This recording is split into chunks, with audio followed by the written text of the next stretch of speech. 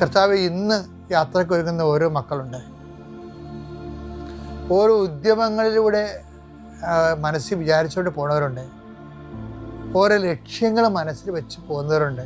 കർത്താവേ, നിൻ്റെ തിരുമുറിവാർന്ന് ആണിപ്പെടുതാന്ന് വലതുകരം മക്കളുടെ ശിരസ് വെക്കണമേ.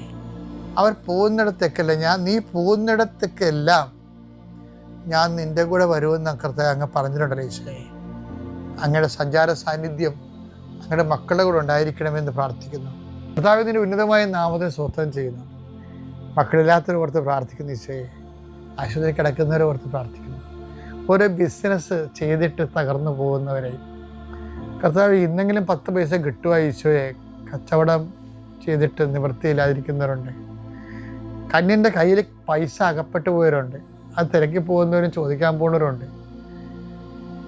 അപ്പോൾ അവരെല്ലാം അവരുടെ ഉദ്യമങ്ങളെല്ലാം കർത്താവ് തോബിയാസിനെ